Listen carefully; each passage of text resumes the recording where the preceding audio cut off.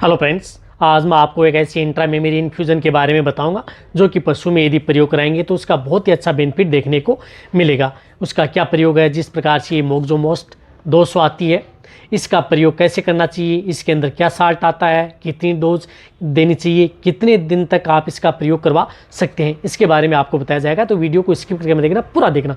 जो इस चैनल पर अभी नए आए हैं या पहली बार आप इस चैनल से जुड़े हैं तो पहले आप इस चैनल को सब्सक्राइब कर लें, साथ में बेल आइकन और ऑल ऑप्शन दबाएं, क्योंकि इस चैनल पर भी आपको बहुत ही सही और सटीक जानकारी के साथ शॉर्ट में वीडियो दी जाती है। देखो, मोक्सोमोस्ट आती है, ये इंट्रा मेमोरी इन्फ्यूज़न आती है, जिसके अंदर साल्ट आता है सिपालेक्सिन, नियोमाइसिन सल्फेट और साथ में प्रिडनिसोलोन। ये सिर्फ और सिर्फ जो आती है इंट्रा मेमोरी, ये सिर्फ और सिर्फ इस तरह की जो ट्यूब आती है जो थन में चढ़ाने के लिए इसका प्रयोग किया जाता है।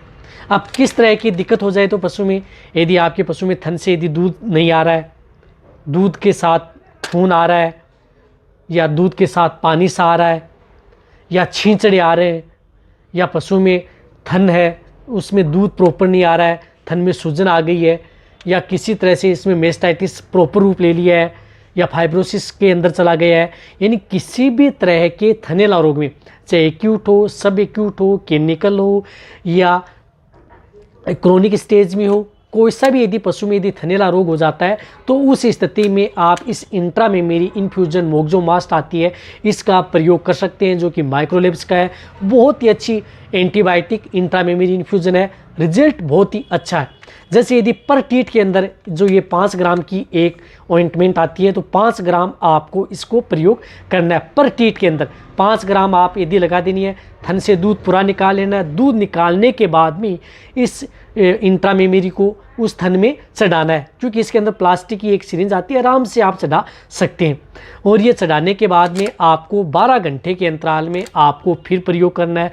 इस तरह से यदि बहुत ही ज़्यादा यदि दिक्कत हो जाती है पशु में तो आप लगातार 3 दिन उस पशु के थन के अंदर ये इंट्रा मेमोरी ट्यूब है वह ज़रूर चढ़वाएं। किसी भी तरह के थनैला रोग में यदि आपको दिक्कत लग रही है, थन में दूध कम आ रहा है या थन में उतार चढ़ाव हो रहा है, एक थन ऊपर चढ़ रहा है, तो भी आप इसका प्रयोग कर सकते हैं। लेकिन जिस थन के अंदर आप इस ट्यूब को चढ़ा रहे हैं तो उस थन के दूध का प्रयोग आपको प्रयोग नहीं करना है। दूसरे दिन उस थन का जो दूध है वो अलग निकाल लेना है और फिर इस ऑइंटमेंट को आप चढ़वा देना है। इस तरह से आप इसका प्रयोग कर सकते हैं। पर टीट में एक थन में एक ट्यूब चढ़ानी है, 2 थनों में दिक्कत है तो 2 ट्यूब का प्रयोग करना है।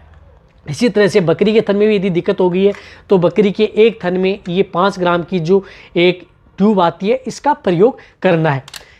इस तरह से आप किसी भी तरह के थनैला रोग के अंदर, गाय, भैंस, भेड़, बकरी के अंदर थनों में यदि कोई दिक्कत आ गई है तो इसका प्रयोग कर सकते हैं।